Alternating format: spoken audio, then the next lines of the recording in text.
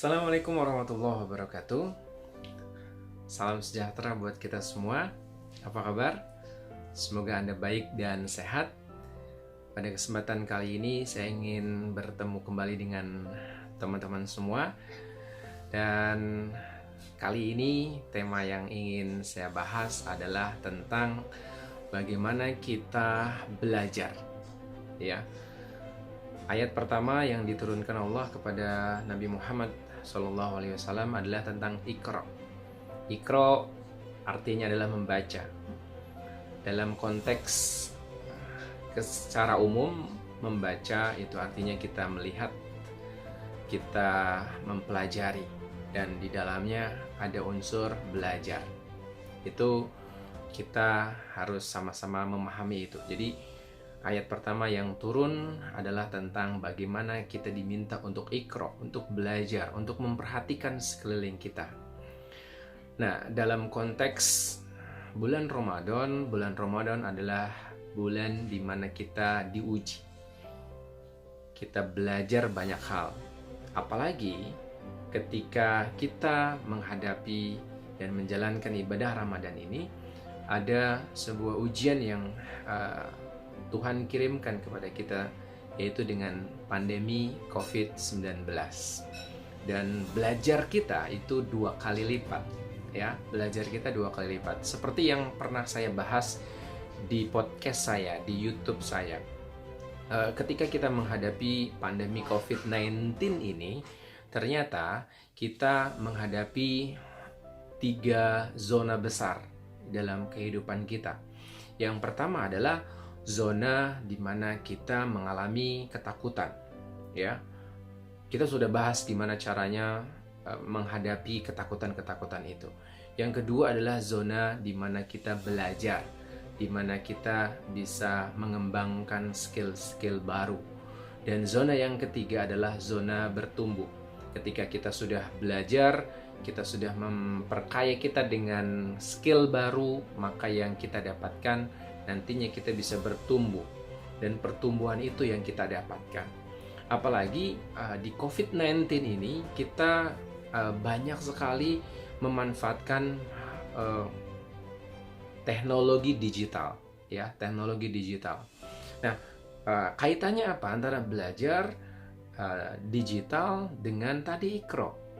Maka yang harus kita lakukan adalah ketika kita ingin menjadi seseorang yang bisa survive, terutama di abad 21 ini, maka yang perlu kita lakukan adalah kita belajar. Kita punya skill untuk belajar. Alvin Toffler mengatakan bahwa orang yang buta huruf itu bukan mereka yang tidak bisa membaca, menulis, dan berhitung. Tetapi orang yang buta huruf adalah mereka yang tidak bisa belajar. Pertama, tidak bisa belajar, tidak mau unlearn, dan tidak mau relearn. Jadi ada 3 hal. Belajar, kemudian unlearn, ya, kemudian relearn. Mungkin bagi sebagian teman-teman ini bahasa yang belum pernah didengar, ya, belum pernah dibahas sebelumnya. Tetapi saya gampangnya adalah seperti ini, ya. Kaitannya apa?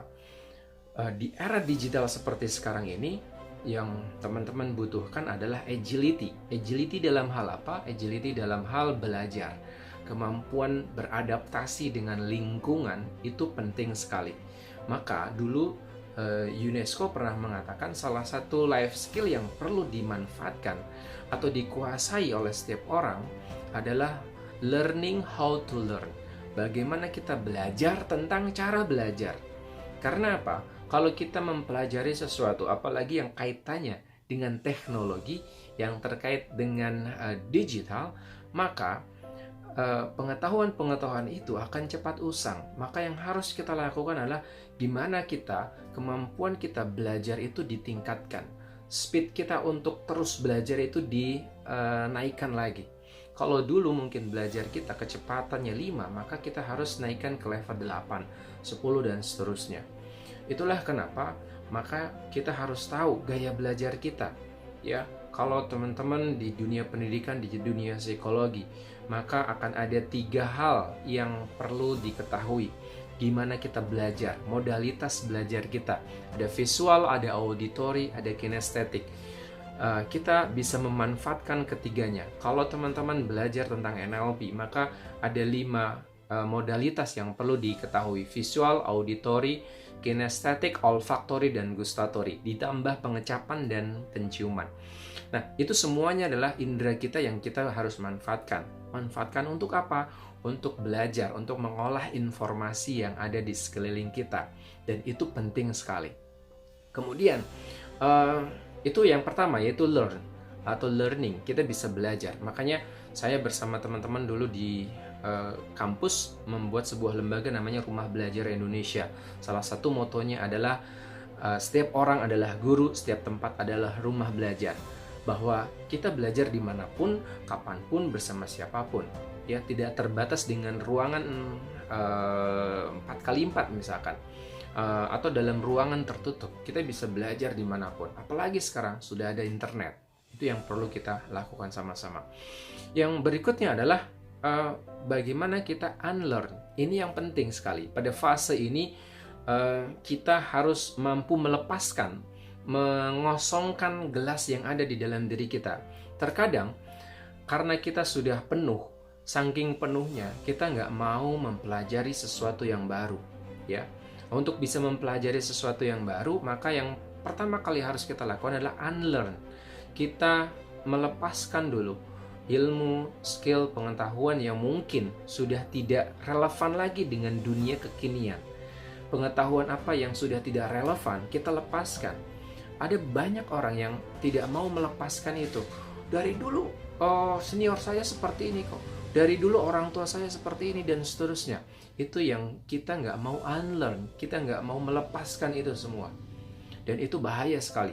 Kalau kita mau survive di digital era seperti sekarang ini, kemampuan untuk melepas semua pengetahuan yang kita miliki sebelumnya itu diperlukan sekali. Jadi pertama learn, yang kedua unlearn, baru yang ketiga relearn. Setelah kita melepaskan, kita membebaskan semua pengetahuan kita yang yang sudah usang, yang sudah tidak bermanfaat lagi, maka kita akan bisa relearn. Kita bisa mempelajari kembali. Oleh karena itu pentingnya sebuah keinginan, sebuah semangat untuk terus belajar. Jadi di momentum Ramadan ini kita harus belajar. Di masa pandemi COVID-19 ini kita juga harus mau belajar. Jadi momentum yang Tuhan ciptakan buat kita hari ini itu double. Kalau kita tidak bisa memanfaatkan itu, kita menjadi orang-orang yang merugi. Ya, setelah pandemi COVID-19 ini, apa yang akan kita dapetin nantinya? Apakah kita hanya menjadi kaum rebahan saja? Apakah kita hanya jago bermain sosial media saja tanpa ada yang produktif? Atau selepas Ramadan ini kita biasa-biasa saja, kita balik lagi ke seharian yang lalu-lalu. Maka yang perlu kita lakukan hari ini, kita harus terus belajar. Kita memanfaatkan momentum ini sebaik mungkin sehingga kita bisa menjadi orang yang bertumbuh. Pada saatnya nanti kita akan kembali menuju ke kemenangan yang hakiki. Itu saja sharing dari saya. Kalau ada komentar, kalau ada feedback, silahkan tuliskan di kolom komentar. Ya, itu saja. Terima kasih. Wassalamualaikum warahmatullahi wabarakatuh.